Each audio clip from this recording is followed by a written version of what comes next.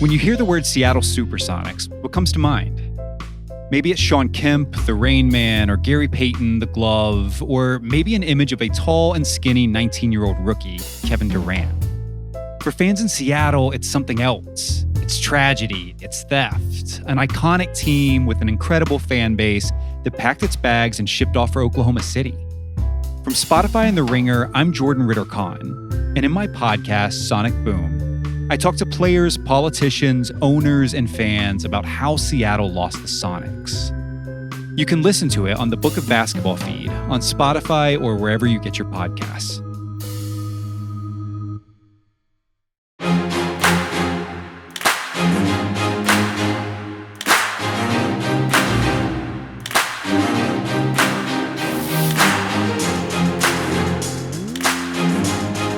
Welcome to the Ringer NFL show. Sheil Kapadia here with Stephen Ruiz and Diante Lee.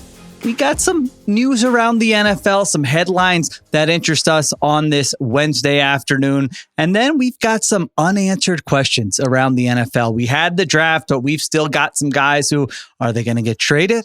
Are they going to get released? Are there going to be moves made between now and training camp? Because Diante, we know the NFL's not going to have a quiet time. You know, they'll space these out day by day, week by week, that leaks to the insiders. And every day from now until week one, we will have some sort of headline in the NFL. So I guess we got to talk about all those as well.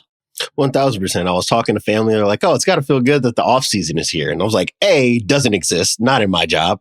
Not my line of work at all. And B, at this time of year, like you said, every week we're going to find out this player is getting a June 1st cut.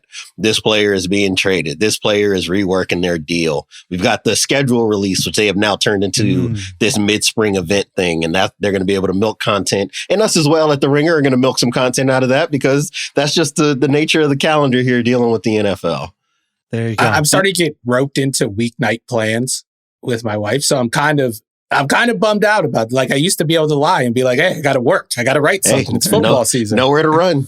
Now maybe I should just make up stories and be like, what? Jim Wright just signed a $400 million deal. I got to write about it. Yeah.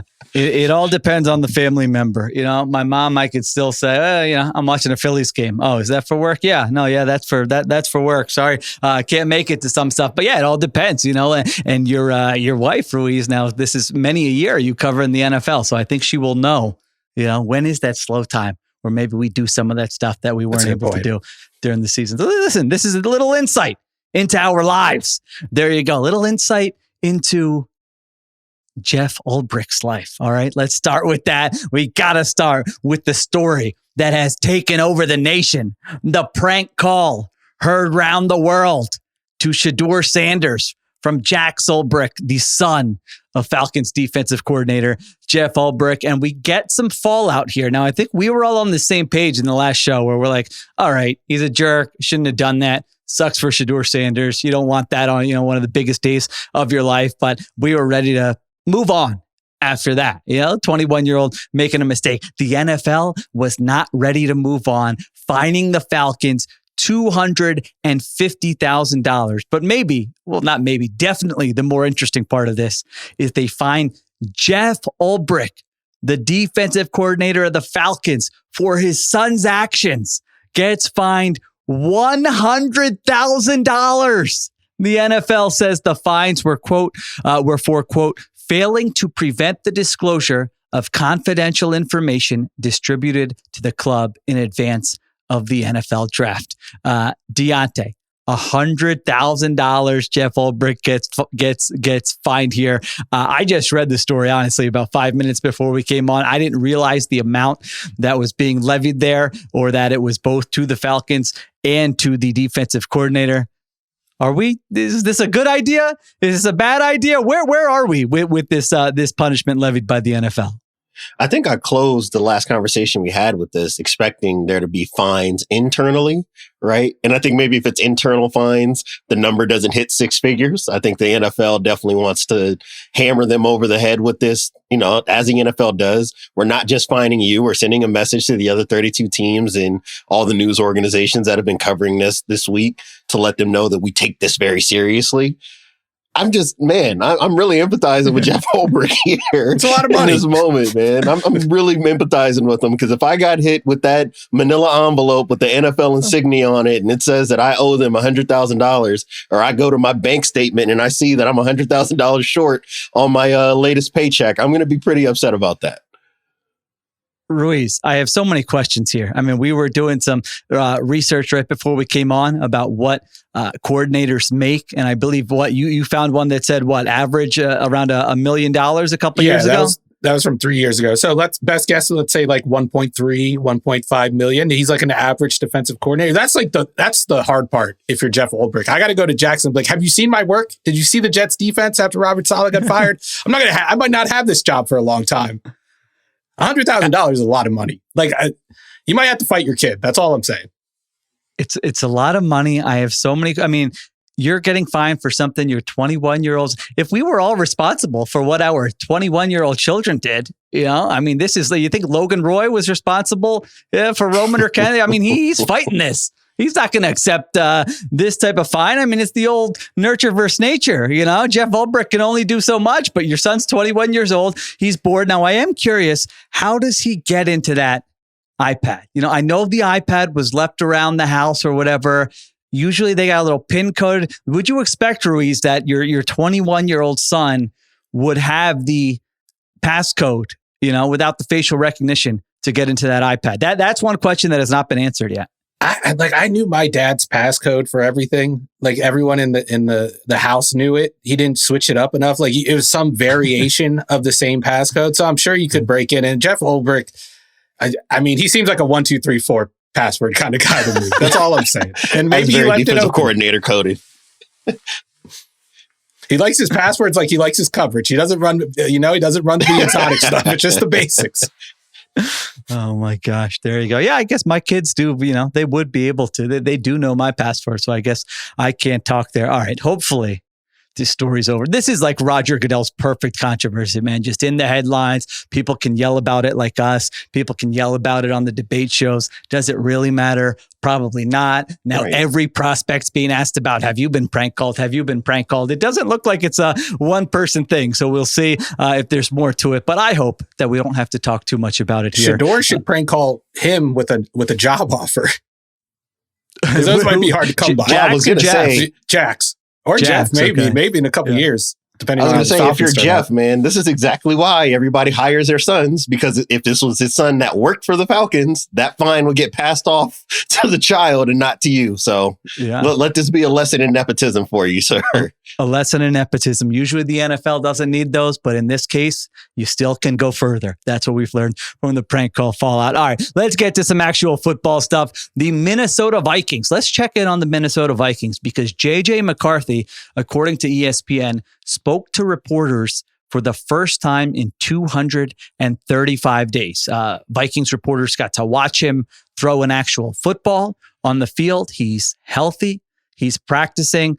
And it feels like, at least to me, I want to hear if you guys maybe disagree here or not, but it feels like for the first time, I can say pretty definitively that JJ McCarthy is going to be the Viking starter in week one and throughout the 2025 season, barring some kind of setback or injury or anything like that. So the flirtations initially with Aaron Rodgers, then some reporting about Kirk Cousins, who we'll get to later in the podcast. It feels like those are over. And now I think it's fair to have the discussion. How do we think this is going to go? 22 years old, meniscus injury in the preseason opener. Last year, had a second surgery in November because of swelling. And I think now the question is, can he give you some version of what Sam Darnold gave you last year, Ruiz? What are your expectations for JJ McCarthy and this Vikings offense, as we look ahead to the 2025 season? I think it's a complicated question because we can't really tell what McCarthy learned over his first year in the NFL. Like the last time we saw him was 2 years ago at Michigan. And in the preseason for a little bit, we saw a couple performances. So like the mental part of it is the toughest part. But like comparing the two, Darnold and McCarthy throw for throw, like that's where you're probably going to see the biggest gap between the two because Sam Darnold, for all his shortcomings, is one of the better throwers of the football in the NFL. And McCarthy, I think that was the big question mark with him coming out of Michigan. It's not that he doesn't have the arm strength, because you could see him when he zips a pass, like he puts some zip on it. But the question with him is, can he make all the throws? Can he layer the ball when he has to? And you didn't really see that much on the Michigan tape.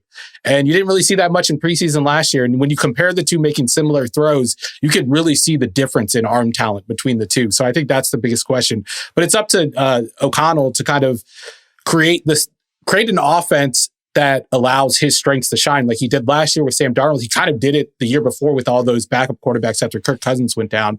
I have confidence in O'Connell bringing what he needs to bring to the table. The question mark is JJ McCarthy. And just based on what I've seen, I think you're going to see a limited, pared down version of what we saw in the passing game last year in Minnesota. Diante, what do you think? I think that Stephen kind of outlined a lot of the reasons why I struggled with McCarthy when he was coming into the draft and coming into the league, right? Like, I think it's less a question of capability. I think just in terms of evaluating pure tools, in terms of arm strength, his ability to control arm angles, can he push the ball downfield accurately? All those things are there. The issue with me and the hang up with me is, what kind of decision maker is he going to be? Right? Like, as a college football fan, like, for him, I had heard about him before he took over the starting job, because they were split in time at Michigan before he became a full-time starter. And they gave all the, they kind of blew up what he was going to be as a quarterback, and they end up winning a national title. But you actually watch him on a week-by-week basis, and he does a pretty good job of like sticking to this kind of rote marriage to, okay, I go from 1 to 2 to 3. I go from here to the check down, because that is what my quarterback's coach, my head coach, and my offensive coordinator is telling me to do. And I'm not saying there's anything wrong with that. But Michigan's offense does not ask you to be, or Jim Harbaugh's offense in general, does not ask you to be an aggressive decision maker. If anything, it's the opposite. You're usually being asked to make more conservative decisions to protect the football. And I think that all that is fine. I've seen that in this offense, and that offense had a ceiling when it was Kirk Cousins at the helm. And then the best year he had was a year where he was willing to take contact in the pocket to be able to push the ball downfield. The hot start for Minnesota with Sam Darnold, a lot of that was born out of his willingness to take more aggressive chances and being able to take impact in the pocket to push the ball downfield to Jordan Addison and Justin Jefferson. I have not seen that from JJ McCarthy yet. So I'm really fascinated about what the design of the offense is, because there's a lot of ways that they can access things for Kevin O'Connell that didn't exist with Cousins and Darnold. McCarthy's a pretty good mover, assuming that his knee is 100% healthy. I do think that he adds a level of athleticism that can get you in the play action game, the bootlegs. You can maybe use him as a design runner if he's healthy. I do think that with the zip that he puts on passes, you can still push the ball outside the numbers at times if he's willing to make those decisions. It's a really big question right now, just based on his play style coming into the league. Like you said, Sheil, we don't really have much of an answer about how he spent his time mentally, being hurt, dealing with the surgeries, recovering from the surgeries. I think that maybe if you're looking for the most optimistic lens, it's the fact that there was no need for him to be made available at this stage in the calendar. And the fact that the Vikings are comfortable with him doing so and him speaking to his process and getting healed. I'm willing to entertain the idea that he might be ready to take over this job and at least be passable, even if he's not on the level of what Sam Darnold looked like in September and October last year. Just to be clear, you met Kirk Cousins when he said he had his best year, when he was like willing to stand in there and take the hits and deliver the throws. Because yeah, that's totally what I saw on film from Kirk Cousins 2 years ago. And Darnold, like, for all his shortcomings, like as a processor, he held on to the ball for too long. He took some bad sacks. The guy was willing to make the big boy throws. And Kirk Cousins the year before, like I just said, was willing to make the big boy throws. That's the question with JJ McCarthy. Like Diante said, he never had to do it at Michigan. So it's going to be interesting to see. But I do think the supporting cast around him is better than it's been the past 2 years, which offers a higher ceiling. But like even the receiving core, sure, last year, it's the same guys, right? It's Jordan Addison. It's obviously Jefferson. Now you have Jordan Addison going into his second year. Jefferson, you're just expecting Jefferson. He hasn't reached his prime yet, which is a scary thought. So he could take it up another level. TJ Hawkinson, he could be healthy and play the full season. So it could, and the offensive line, I didn't mention the offensive line. The offensive line is the biggest growth, right? They've really and that's something that Cousins line. or Darnold, like neither of those guys really had, was an offensive line that had been addressed the way that they did this offseason, bringing in Ryan Kelly, Will Fries, and then drafting Donovan Jackson. So this could be an entirely different complexion of the offense that we have not seen, right? Yeah. Especially if Christian Darrisaw can stay healthy. And if they bring in the veteran center so he can handle the protections and do all that stuff. So you take something off of JJ McCarthy's plate. He has one less thing to worry about before the snap. I could definitely see him being a worse quarterback than those two guys we mentioned. I think it's almost guaranteed that he's not going to play as well as those guys. It would be unfair to have expectations for him to play better than those two played the last 2 years. But the offense could still get better and improve in other ways.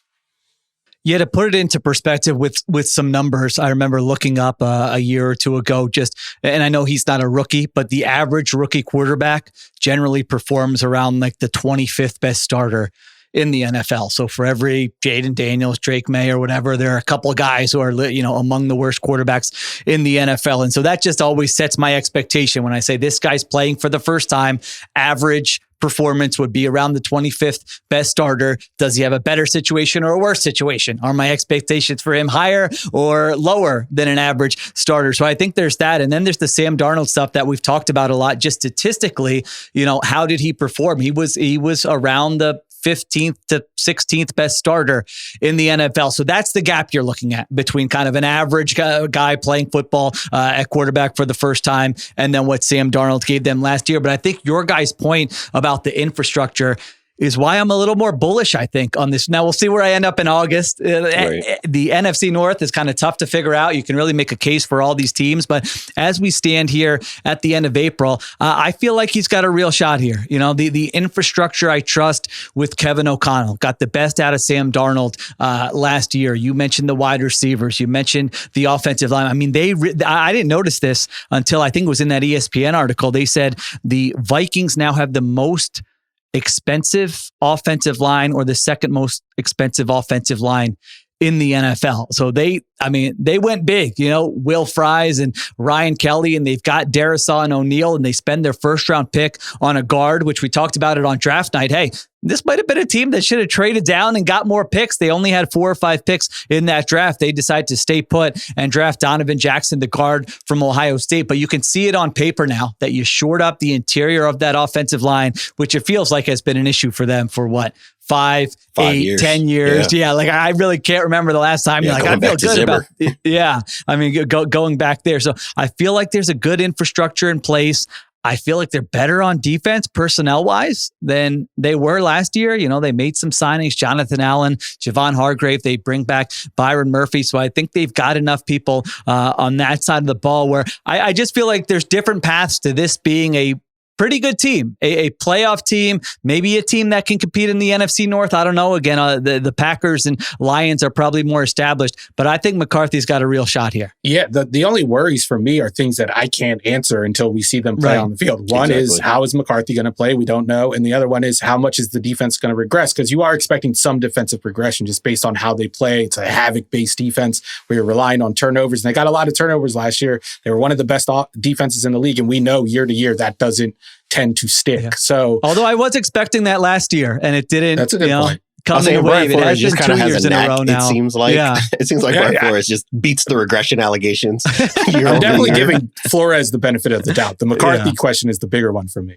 Yeah. I guess, you know what, Sheil, the last thing I wanted to say, I think that you framed it properly, right, is where rookies typically land, right? And if you're considering this his rookie year in terms of his play, if he lands at 25th in the league in terms of quality of play, I don't know if there's a roster that's better constructed to handle the 25th best quarterback in the NFL and still being able to win games than Minnesota. When you think about their staff, their style of play, what they've built on their depth chart on both sides of the ball, I think if you get Bo Nix level play from him in 2025, that feels reasonable to me.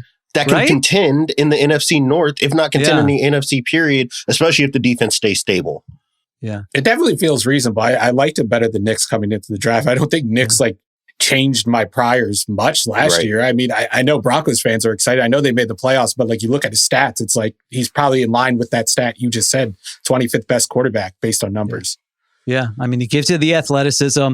He can rip throws to the middle of the field. You saw that, what you said, Ruiz, about how there wasn't a lot of different trajectories and different types of throws on his college film. I definitely felt that. I mean, I remember just watching him in college and I'm like, okay, this Michigan team's really good, but he's not being asked to do a lot. And then the draft season started And people are like, he's going to, be a first round pick. And I'm like, what? He wasn't asked to do it. He looks like a classic, good, old school, kind of that college football quarterback who leads the winning team, but I don't think is going to be an NFL player. Then I watched the film and I'm like, okay, I understand there are more traits here than I gave him credit for when I was just watching on Saturdays throughout the season. So it's been a weird journey for me with JJ McCarthy, but I went through the same thing, honestly. Yeah. And I liked him a lot more than I thought I would going into like watching the film pre-draft. Like during the season, I was like, yeah, this guy's a game manager. He's, Stetson Bennett plus maybe. Right. But then you watch the film, he has a first round arm. It's just, how is he going to use that arm? We'll see. Right now, the NFC North, the Vikings are plus 430 per FanDuel to win the NFC North. That's behind Detroit, behind Green Bay, only slightly ahead of Chicago. So those teams are kind of bunched there. They're plus 142 to make the playoffs, and their over-under for wins is 8.5. So they're kind of viewed as a fringe playoff team. That feels right to me. I feel a little bit more bullish on. Maybe I'm just too bullish on too many teams in April and May. We'll get to August, and I'll just be ripping everybody. Just wait till I'll get back. All right, so we'll see what happens. But good news for the Vikings is that McCarthy looks healthy. He's out there, and he is going to be their quarterback, barring something unforeseen. All right, we're going to take a break. We're going to come back, and we're going to get into a bunch of veterans around the NFL. What's their status after the draft? Maybe guys who you thought could get traded on draft weekend didn't happen. Is it going to happen now? What are their teams saying? Or some of them, could they be moved after June because of what Diante mentioned, the post-June 1st stuff, which gives you salary cap relief? We'll talk about all those when we get back. All right, we are back on the Ringer NFL show. Let's get to some of these veterans, see what their status might be going forward. The first guy we got, man, we're Falcons heavy. Listen, Falcons fans, don't say the Ringer NFL show. Now, it might not be for the reasons you always want, but the Falcons are getting a lot of love in recent episodes here. And Kirk Cousins is the guy we're going to lead off with. Adam Schefter had mentioned before the draft that the Vikings or Steelers could be options for Kirk Cousins, and that the Falcons had made calls, taken calls about Kirk Cousins, but teams were not willing to meet them at a place where the acquiring team would take on enough of his $37.5 million salary and give them the draft compensation or whatever compensation they were looking for to make a deal. And so the Falcons have kept him on their roster. They kept him on their roster. There was a deadline in March where they had to pay him a $10 million roster bonus. They kept him through that. And now we don't know. Are they telling the truth? Had their public comments about, hey, we are willing to keep him as a backup. Are they telling the truth here? Or is there a team out there who it might still make sense to make a trade with the Falcons and acquire Kirk Cousins? Ruiz, what do you think? This was harder when I was just going through all the teams trying to find, hey, what team would it be? It's certainly harder now than it was before the draft. Yeah, the only ones you can really pick out are, if you're expecting them to want a starting quarterback, I should say. Right. The only teams you can really pick out are the Steelers, who seem destined to trade for or sign Aaron Rodgers, and then the Vikings, the team we just talked about. And I'm not willing to close that door yet. I don't know if Kevin O'Connell's willing to close that door yet. It seems like JJ McCarthy's very much ready to close that door. He said he's ready to start. They did trade for Sam Howell for whatever whether you think that's an impact or not, just mentioning it. I don't think that's an impact, unfortunately.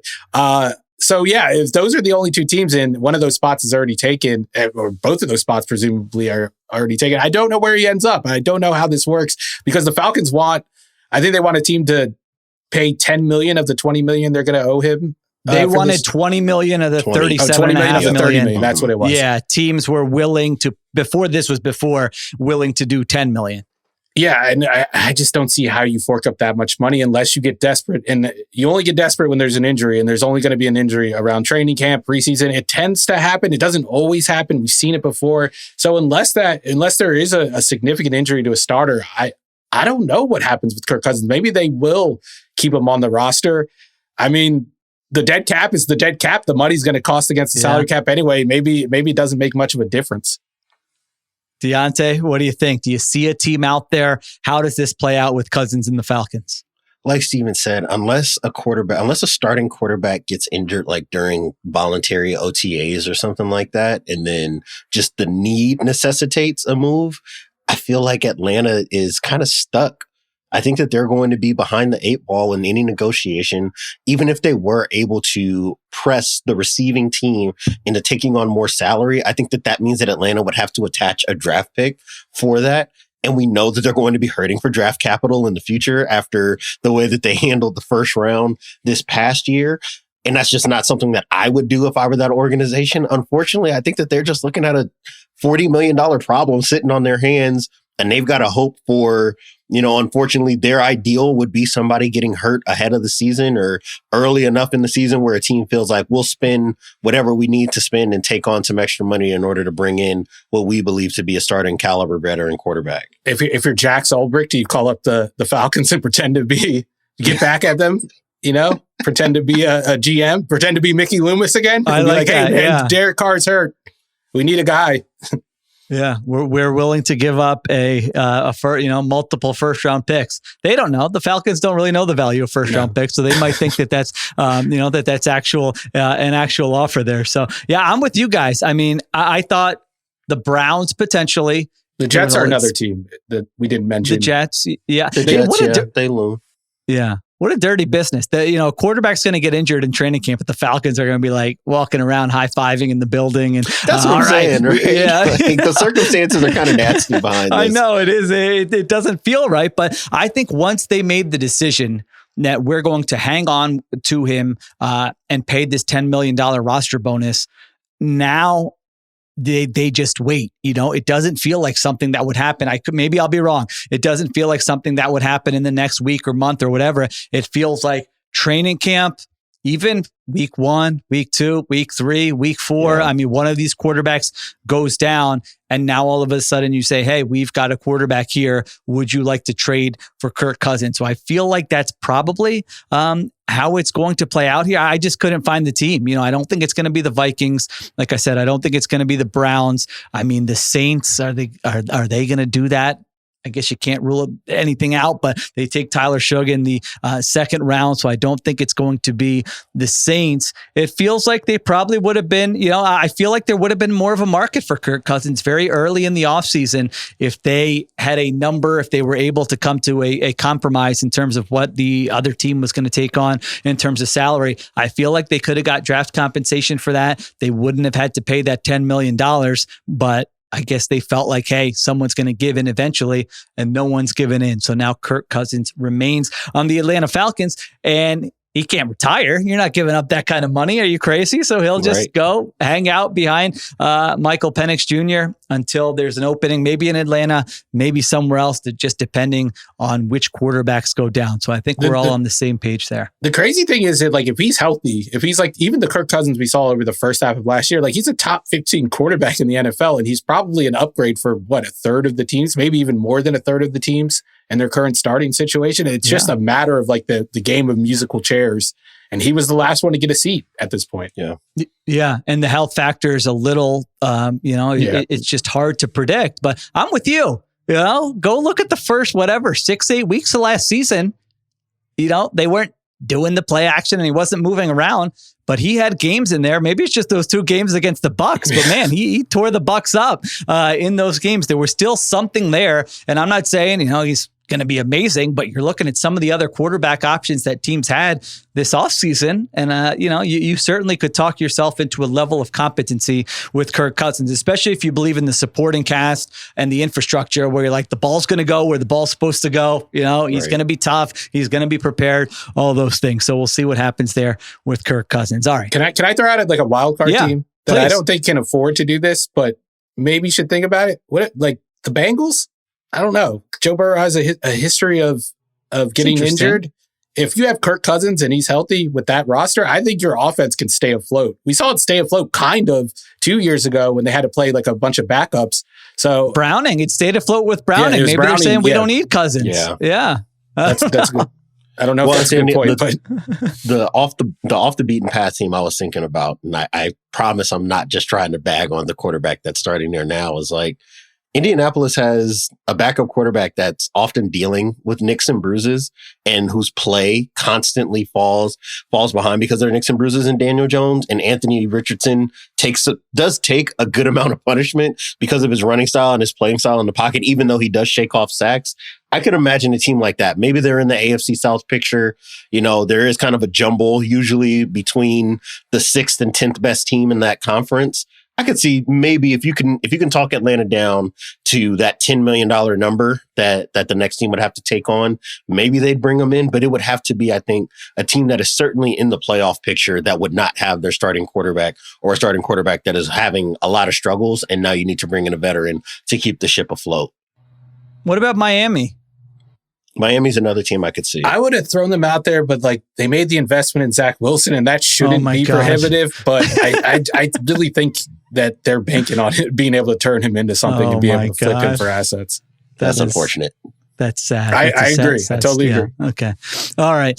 Next veteran we will get to here. We got a pair of tight ends here. Maybe we do them together. You got Dallas Goedert with the Eagles, and you got Mark Andrews with the Ravens. So what are the situations with these two guys? Dallas Goedert with the Eagles is due around $14 million this year. It's the last year of his contract, and the Eagles sound like they are not paying Dallas Goedert $14 million this year. So it comes down to a matter of, is there an extension that lowers that number? Is there a trade? Could he potentially be released? What does Dallas Goedert think he's worth? George Kittle just got a pretty big deal there with the 49ers. He's a better player than Dallas Goedert and is coming off a better year, but he's also 31, 32 years old there. So you got Dallas Goedert, no resolution there with the Eagles. They didn't draft a tight end in the draft. So they still, that would leave a big hole on their roster if they were to lose Goedert. And then the other guy, Mark Andrews of the Baltimore Ravens. There was a lot of, trade buzz, rumor swirling around Mark Andrews. Earlier in the offseason, GM Eric DeCosta said he expects Mark Andrews to remain with the team now, despite the trade speculation. But like Goedert, he is entering the final year of his deal. Now, in the Andrews situation, I think the difference is the Andrews situation feels like everybody could just sit tight, don't do anything. He's back on the team. That doesn't, at least as of now, feel like an option in Philadelphia, where it feels like something has to be done contract-wise to make this work in Philadelphia, or he's going to move on. Diante, what do you think of these two tight ends? Are they both going to be on the rosters they're on in week one, or could you see a potential move? I think if I had to pick one where it's more likely we see a move, it would be Philadelphia.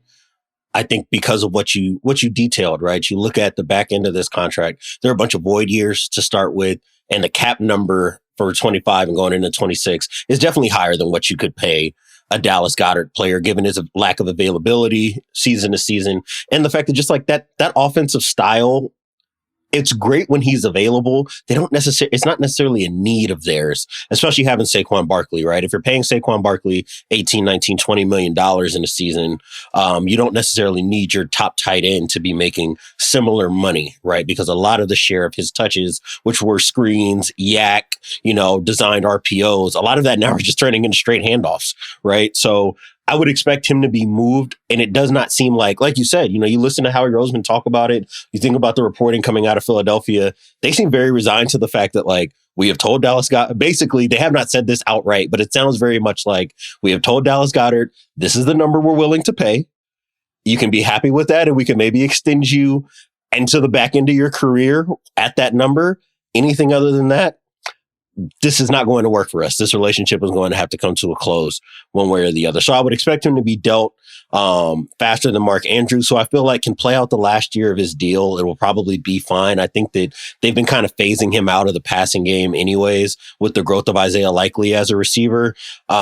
And I don't think that Baltimore necessarily feels the same kind of hurry. I think they feel like whether Andrews is happy or not, this train is going to roll regardless. Whereas with Philadelphia, I think that just the hinting all offseason is that something is impending, either a different contract structure for Dallas Goedert or he will ultimately be moved. Yeah, I think the most likely outcome for Mark Andrews is that he takes a pay cut. Like Diante said, his role has been reduced. Isaiah Likely almost caught up to him in targets last year. It was 58 to 69. Routes run, it was 309 to 272. Andrews had the advantage in both stats, but the gap is narrowing. And I think Likely at this point is the higher upside player, more explosive. I do think Andrews, one, Lamar Jackson obviously has a comfort with them. I think you could just listen to Lamar Jackson talk about Mark Andrews. I don't think he would be happy if Mark Andrews got moved. And then 2, he's still a threat in the red zone. We saw 11 touchdowns last year. And across the board, his efficiency stats are still among the best compared to other tight ends. Just a matter of availability, how he's able to stay healthy. He hasn't missed a bunch of games. Like he had the hip drop tackle by Logan Thomas a couple of years ago that took him out. But other than that, or Logan Wilson, sorry about that. But other than that, he hasn't really missed too much time.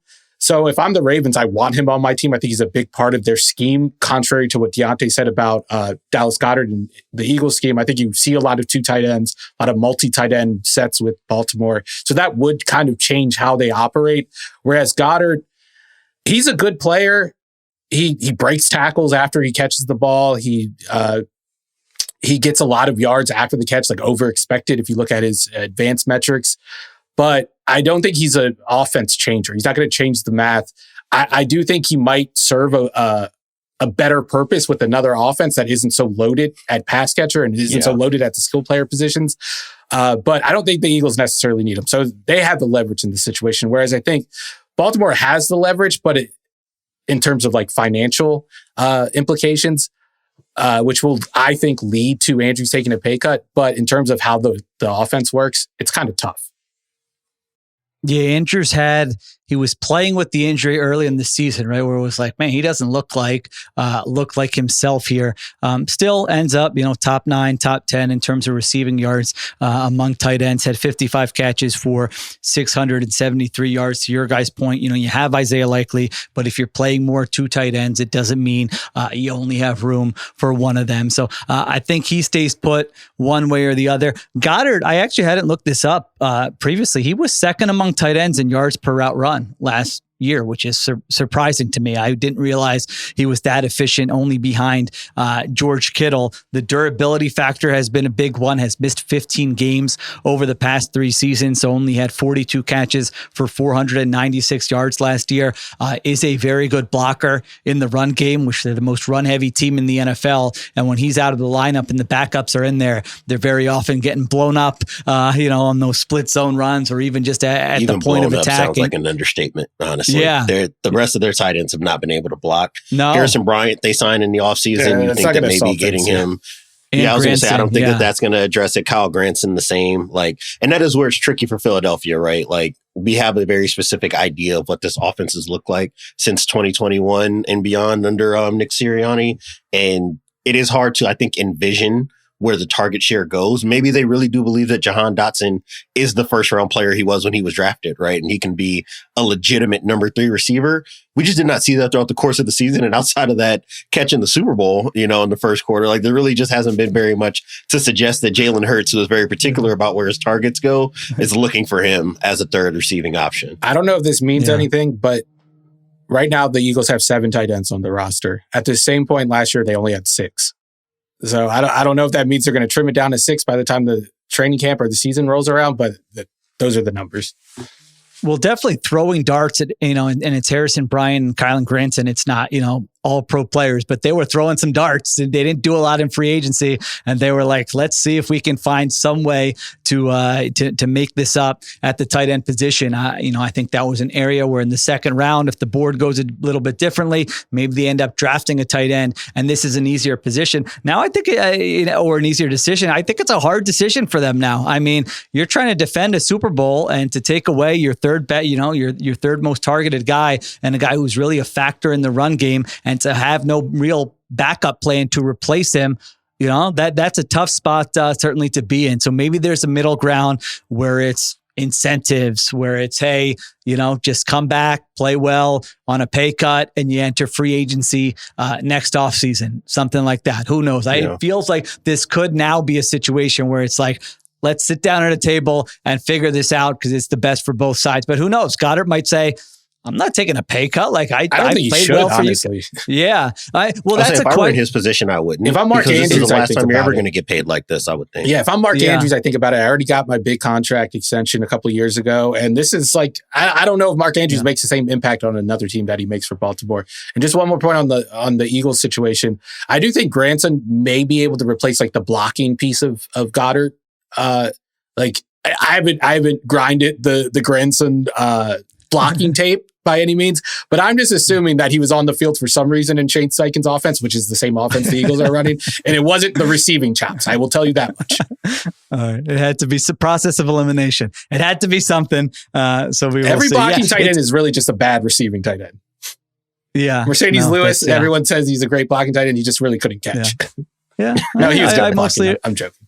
I mostly agree with that take. I think, and there are levels of blocking tight ends. There are the guys who are really good at blocking, and then it's survive, right. Don't kill Die the play. Slowly. Yes. Yeah, that's probably what they're looking at. Can we find a guy who can survive a little bit? But it's always tricky to project guys who are released this time of year, what they would get on the open market, or even if he's traded, what would a team be willing to give up compensation and then pay him a lot of money when he's 30 years old and again has missed 15 games the past 3 seasons. So it is a tricky situation. It's tough to kind of project the market, but those two tight ends, we'll see what happens. I think more likely than not, I'm with you guys. Andrew stays put one way or another.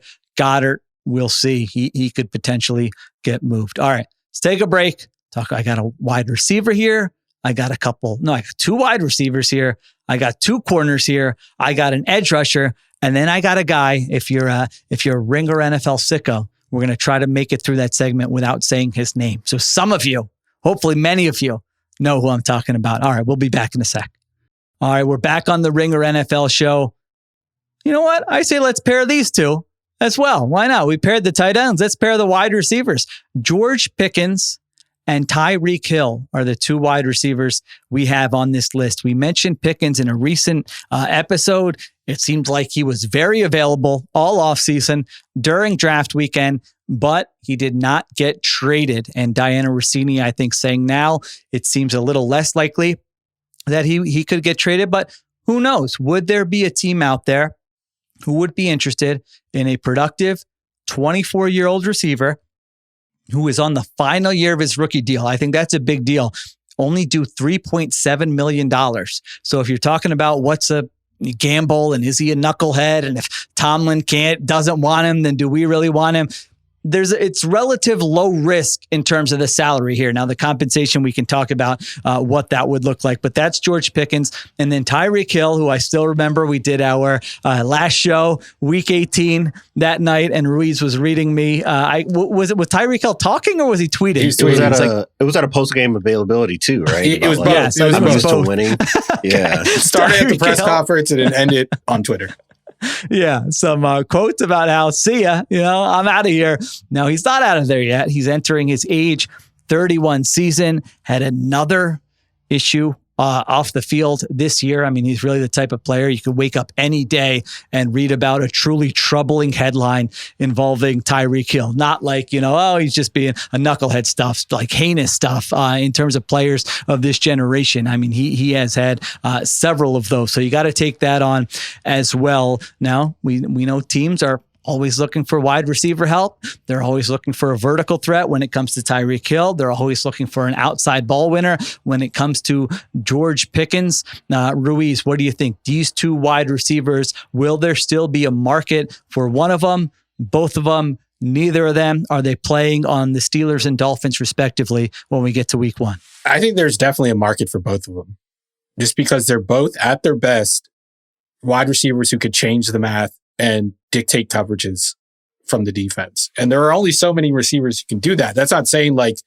George Pickens is a bona fide number 1 receiver that you could build a passing game around. That's not saying Tyreek Hill is still the same guy he was. You can even just only go back 2 years ago. But that does make them a little more intriguing, and it makes you more willing to stomach some of the nonsense, whether it's off the field with Tyreek Hill or in the locker room with George Pickens or on the field with George Pickens. But there are a couple teams that I think could really use this. I don't think there's any chance that the Steelers would deal George Pickens to Baltimore. But if I'm Baltimore, that's the type of player that I'm looking for. That's the missing piece of this offense right now, which I think like the scheme is good with, I'm blanking on Todd Monken. The scheme is good right now. The personnel is good. The wide receiver core, you have some pieces there, but I still think you need that number 1 receiver who can who will force defenses to do something if you throw it to him deep. And he could be a back shoulder target for Lamar Jackson, which he's never had on the perimeter, give him a margin for error on those deep balls that he's never enjoyed. I just don't think Pittsburgh's willing to do that. I don't know if Tyreek Hill necessarily fills that void for Baltimore, and I don't think he's worth the headache, especially with, Baltimore's got enough fires to put out right now, as it is with Justin Tucker and Mike Green. The other team is, and we brought this up on the draft show, is the Cowboys. And Jerry Jones alluded to a blockbuster trade with receivers. I think if I'm remembering correctly, he said multiple trades he was talking about. Yeah, maybe it's both these guys. So it could be Tyreek and it could be George Pickens. And honestly, like we talked about the Cowboys coming away from the draft without a wide receiver. I think both of these guys would fill that void that we were talking about, that second receiver behind CeeDee Lamb. I don't know if Tyreek or George Pickens, for that matter, would like welcome a number 2 role. But you can just lie to him and be like, yeah, you're our number 1 guy. CeeDee Lamb, he's just a slot merchant. He's a slot guy. Don't worry about him. But I do think he fills that void. Both of them fill that void as that number 2 explosive threat, that vertical threat. Diante, what do you think? Pickens and Hill are the Cowboys an option? I got to admit, I looked at both these receivers, and the same 2 teams came to mind, and that was the Cowboys and the Chiefs. Chiefs are another one for sure. Yeah, it's like, because I just look at Pickens, and again, I think there's definitely a strong possibility that he's going to go to his next team, and he might be off the roster by week 4. I understand that. So I'm not making him out to be something he's not. But 24 years old, was 20th in receiving yards over the last 3 seasons with not good quarterbacks. So he's, and then the big thing, like I mentioned earlier, is that he's inexpensive. Like this is a relatively low risk move. So I don't know what the compensation is. Is it like would the Steelers do it for like a 4th round pick? If you're giving up a 4th round pick for George Pickens and you say, let's take a flyer. If it works, guess what? We got ourselves a productive starting wide receiver. If you're the Cowboys or the Chiefs, who is something like we don't have on the roster. He complements the other pieces here. And guess what? If he comes in and we're like, no, we don't want this guy around, we get rid of him and we gave up a 4th round pick. Is that Diante, a reasonable risk to take? What do you think? I think that is what I'm offering if I'm the team that's receiving what's George the pick Pickens. number where you're willing to make the risk? That's the question. Because for a 7th round pick swap, of course you're saying, yeah, all right. Well, I shouldn't say of course. There may be teams who are just like, he's not coming in our building. What did Dotson get? Dotson got a 3rd, I think, from Philadelphia. Dotson. I think there was an exchange of picks on both sides. I think the effective compensation is that Washington basically received like the equivalent of a 3rd rounder, 3rd or like 4th, a early like day 3 pick, something in that range. I think that's the starting point, right? Like a late day 2 pick. Yeah, to me, I think that if you're between like pick 80 and 120, right? If that's the thought, like so late day 2, early day 3. If I'm the team that's bringing in George Pickens, that's about what I'm willing to bring in, what I'm willing to depart with to bring him in as a receiver. Because like you said, it's inexpensive and I don't have to give him a 4-year deal at the end of this. No. The franchise tag number is around like $25, $26 million for wide receivers. If he plays the way that we know that he's capable of playing, I'll pay $25 million for that to be my lead receiver on the tag. And then we can figure this out. If you can replicate performance over a 2-year basis, then we can come back to the table and talk long-term. That's the way that I would look at it if I were a team. And then it's just thinking about which teams I think could use them most. I think you guys mentioned the Cowboys, the Chiefs as obvious ones. I think about the Patriots still as a team that could maybe use a veteran receiver. I think if I'm New England, I probably would rather have Pickens than Hill just because of timeline based on age and trajectory. And I try to think about like coach personalities versus player personalities. And if there's somebody who can, maybe grab George Pickens by his t-shirt and let him know that there's only one person's program who's running this thing and it's the head coaches, I would think that Mike Vrabel might be able to work with him. There might be an altercation there. Tomlin hasn't there done might be it, so like a fisticuff situation. I think that Mike Vrabel might be willing to take it the step further that Mike Tomlin won't and maybe put a right cross into George Pickens' chest to make sure that he gets his point across. And I think about the Raiders as well, right? Like I think about the Raiders as a team that could maybe use another big time, a premier type of receiver to add with Geno Smith and what they've been building along their offense.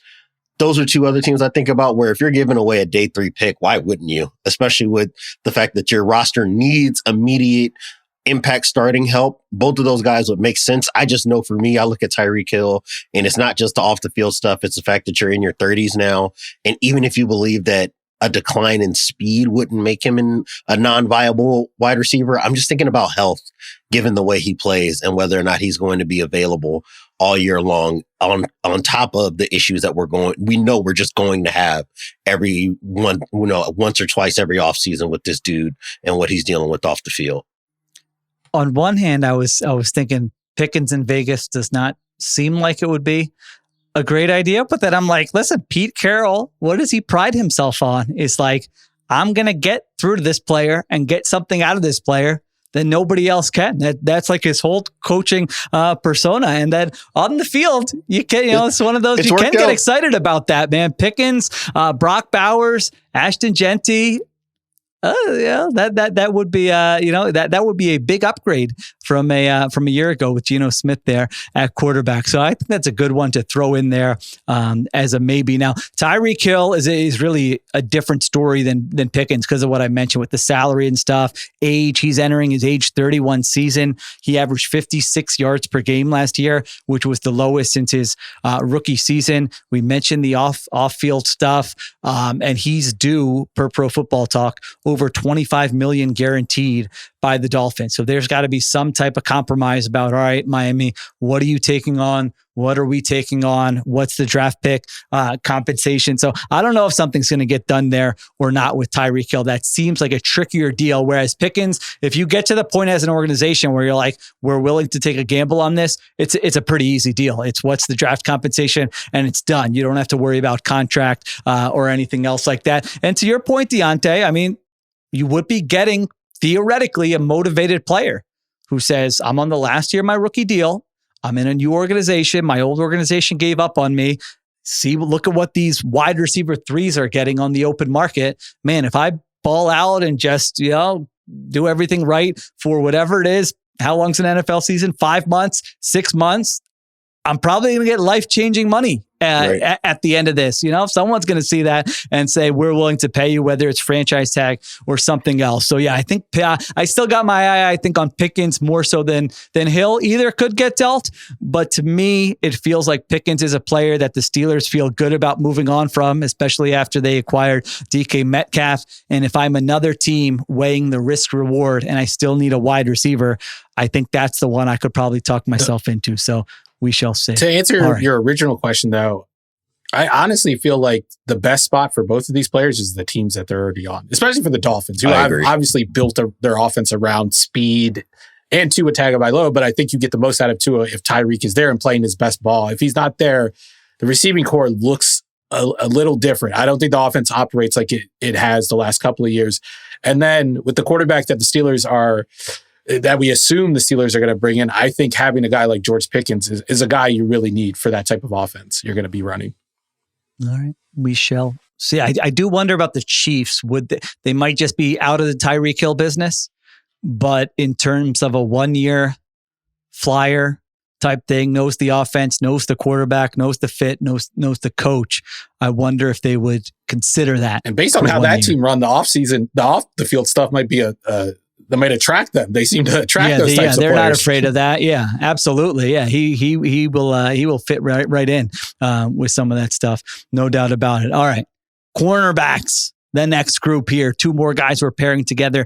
Jaire Alexander, Green Bay Packers corner, and Jalen Ramsey, Miami Dolphins corner. So Jaire Alexander, 28 years old, has played in just a total of 32 games over the past 4 seasons. So when he's healthy, very fun player, very good player, has not been healthy really for the last 4 seasons here. And then Jalen Ramsey, one of the under the radar, really bizarre situations where we're still kind of waiting for what exactly happened here, because the Miami Dolphins extended him months ago. I mean, right before last season, they extend Jalen Ramsey. They pay him a roster bonus this offseason. And then all of a sudden, it seems like both sides are pretty much resigned to the fact that he's not going to be on the team next year unless something changes. Ramsey wants to be traded. Chris Greer has been asked about it, and it sounds like, he's very open or realizing that they are going to trade Jalen Ramsey. So those two corners are available, Jaire Alexander and Jalen Ramsey. Diante, what do you think about these two and the potential for them being moved? And if you were another team, would you want to get in the business of acquiring either player? Probably not, to answer your latter question first. I think that you're probably good on both. Jalen Ramsey on the wrong side of the age 30 cliff for corners, right? Still okay as a player, but you can clearly see he is not as dynamic a playmaker anymore, especially not what he was his last couple of years at Los Angeles before he landed in Miami. So I'm probably good on both. Jaire's availability is just way too much of a prohibitive factor for me if I'm a GM. There's no way I'm trying to part with draft capital, even if it's day 3 draft capital, to bring him in.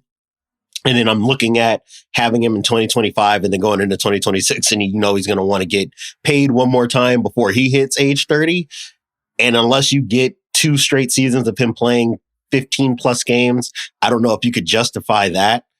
I'm probably good on both. I would just expect, I guess, for Jaire to be easier to move for Green Bay. I think the issue with them is really takers, right? With Miami, similar as we talked about with Tyreek Hill, the financials there are just a mess because of the age of the contract. It's so new. You're talking about a player who you just paid ostensibly basically through his retirement age, right? If you just look at the length of the deal, and when corners typically hit a cliff too hard for them to be able to produce on the field anymore.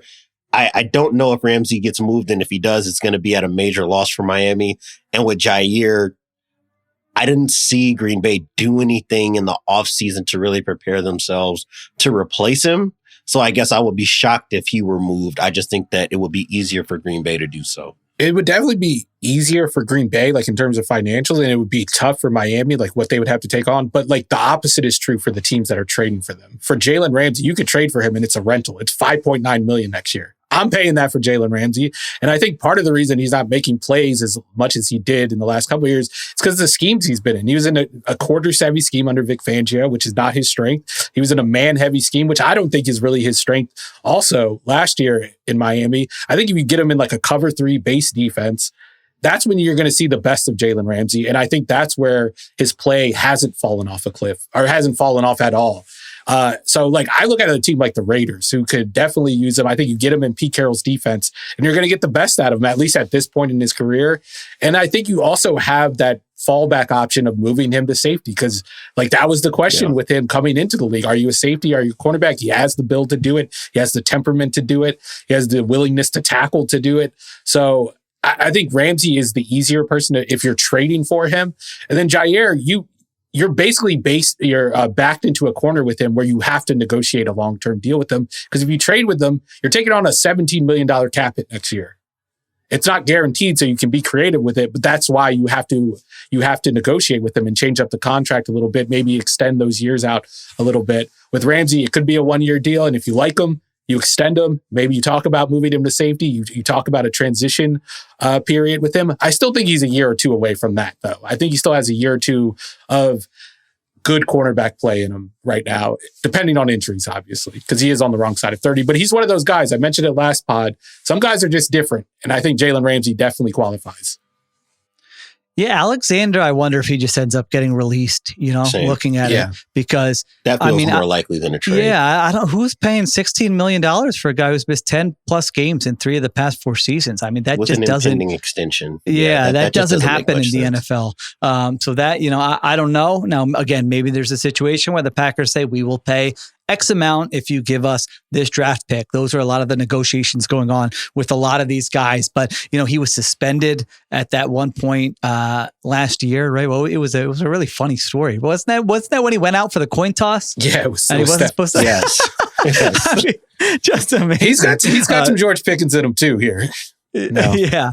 So I think maybe he's a guy who ends up getting released. And then I think teams would be like, all right, we're not giving up anything for him. Let's see, a talented player. Is he healthy now? All right, let's bring him in. He's still 28 years old. Let's see what it looks like. So I think that might be the most likely situation. Although Diante, you're right. They didn't take a corner until the 7th round. So it's not like they got reinforcements in. Now they're kind of used to playing without Alexander is the thing on defense. So it's not like they're missing a key piece from last year, but yeah, they didn't, necessarily replace him this offseason. Ramsey, the financials are a little tricky. I think the Athletic said that acquiring team, if no one does anything, would owe him actually $21 million. But I think there's an assumption that the Rams are going to take on, the Dolphins would take on a bunch of that salary, because I don't think anyone's giving up draft compensation and paying him a bunch of money, in a trade here when he's 31 years old. So the Rams, I said that, not by accident, there is some smoke there.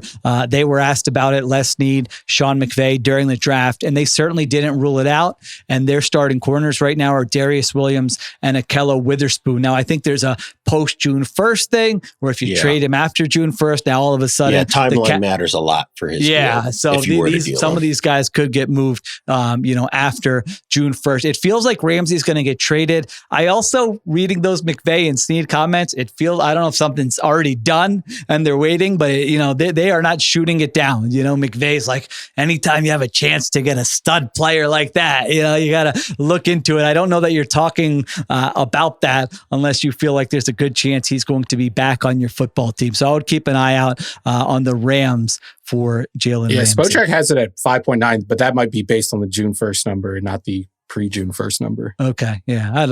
Listen, the trade stuff, the salary stuff is very confusing in the NFL. There's no doubt. I mean, it depends on the date, and it depends on the void years, and it depends on the signing bonus and what's the bonus. So there's a lot of balls in the air with that stuff. So we'll see what happens with Jalen Ramsey and Jaire Alexander. All right, we got two more players to finish with.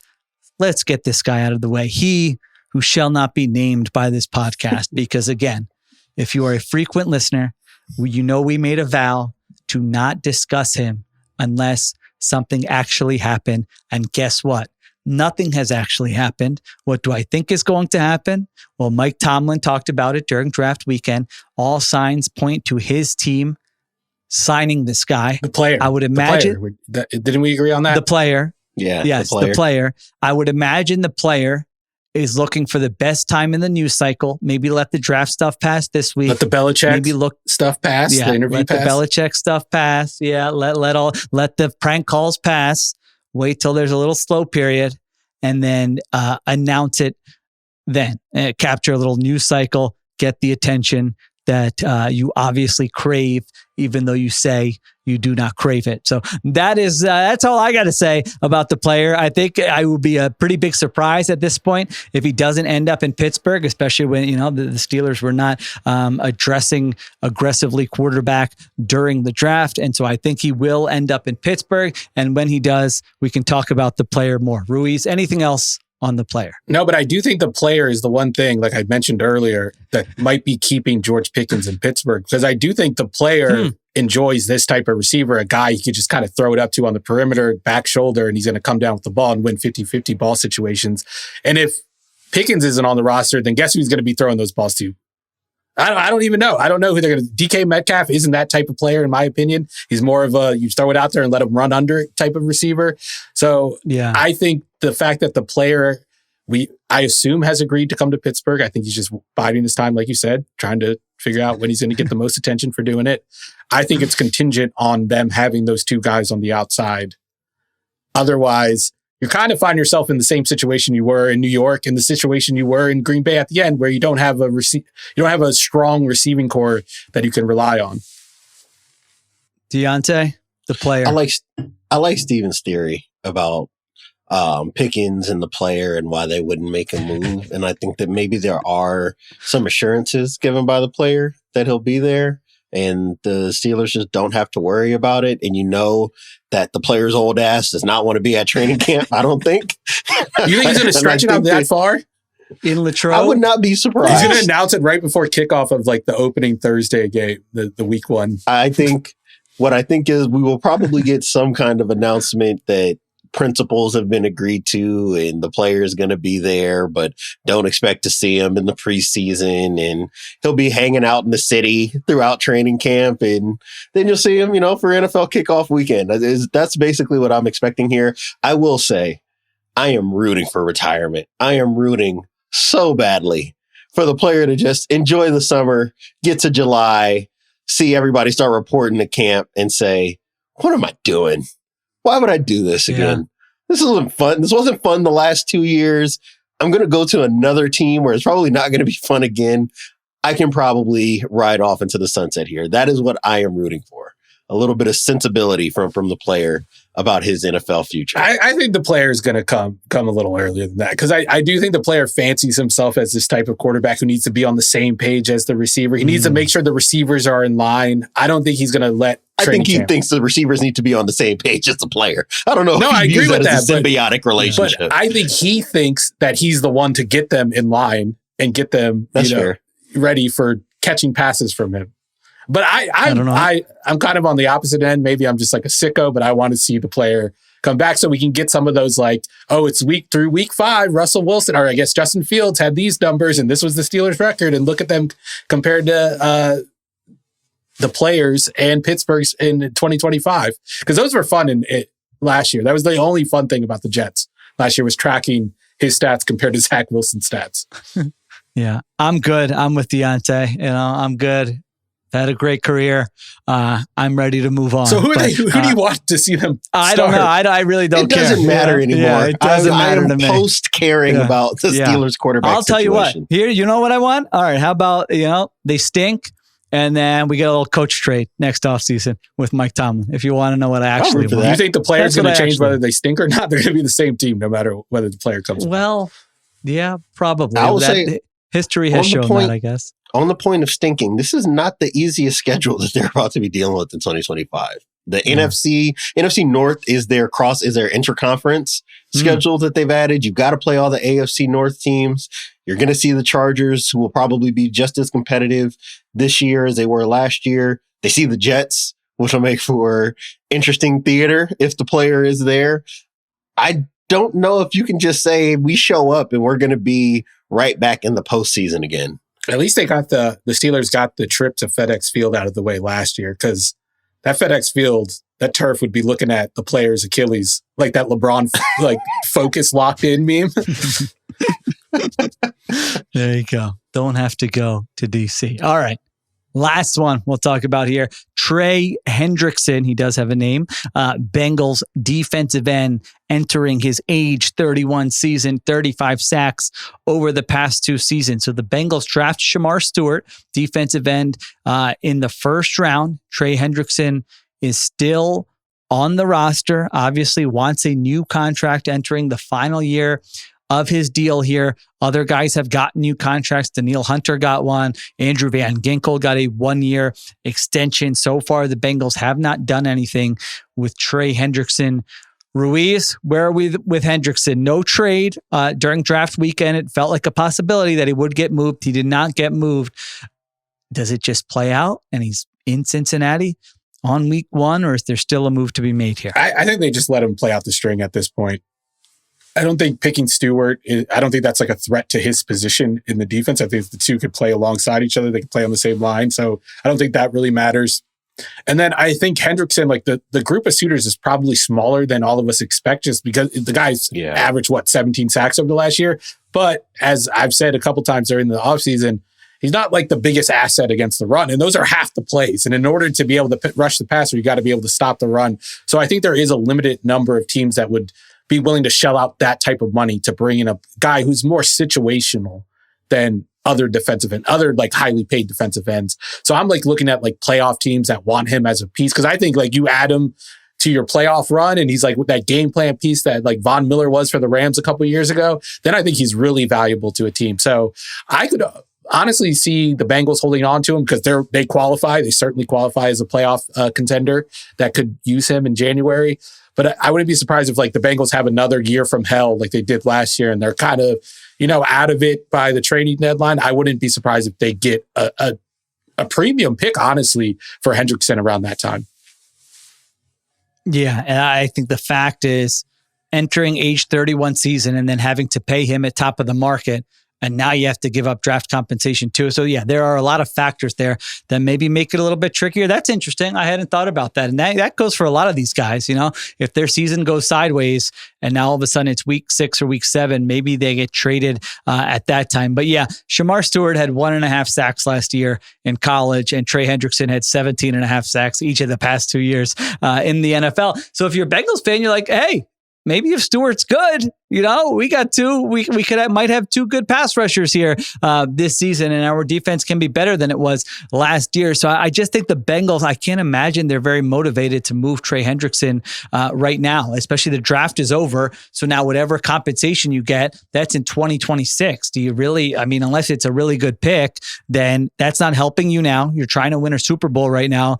You need him. So Diante, I just wonder, can you work something out? Because you could just say, all right, you're playing out the final year of his deal. Then it comes down to how willing to play ball is Hendrickson. He doesn't have a lot of leverage. You're not going to miss game checks, but are you just, hey, we don't want this to be a story every day in training camp? He says, I'm not participating in training camp. You get to week 1, he's doing the Chris Jones, which is still, when I think back at that was hilarious. He just sat in the booth with his agents watching the Chiefs play in week 1 for his holdout. I don't know. Maybe Hendrickson would do something like that. Emmett Smith's book.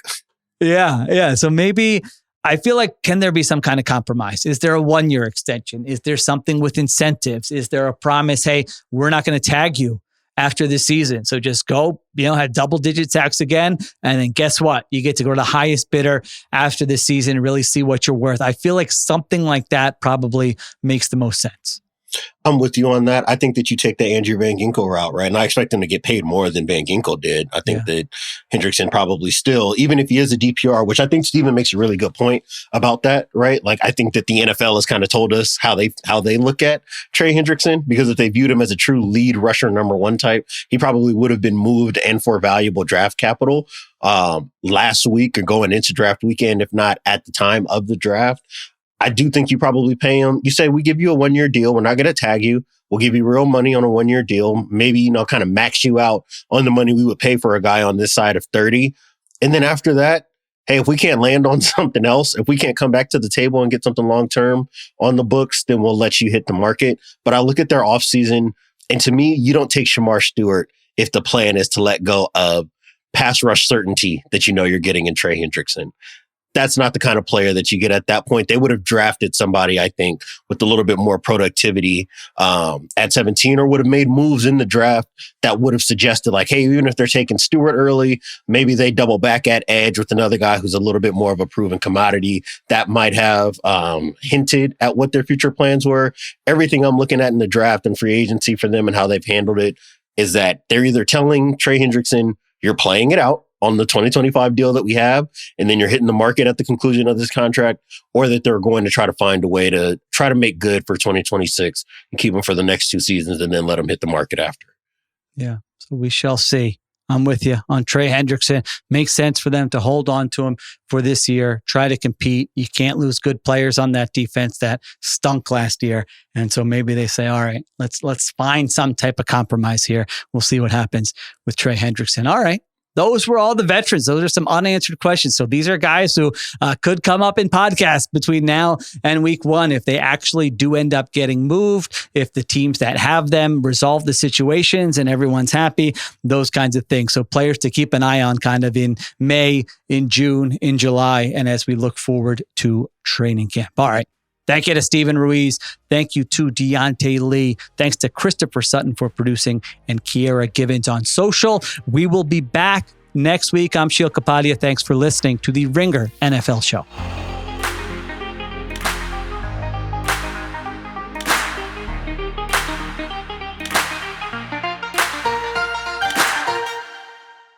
Must be 21 plus and present in select states. For Kansas, in affiliation with Kansas Star Casino, or 18 plus and present in DC. Gambling problem? Call 1-800-GAMBLER or visit rg-help.com. Call 1-888-789-7777 or visit ccpg.org/chat in Connecticut or visit mdgamblinghelp.org in Maryland. Hope is here. Visit gamblinghelplinema.org or call 800-327-5050 for 24/7 support in Massachusetts, or call 1-877-8-HOPE-NY or text HOPE-NY in New York.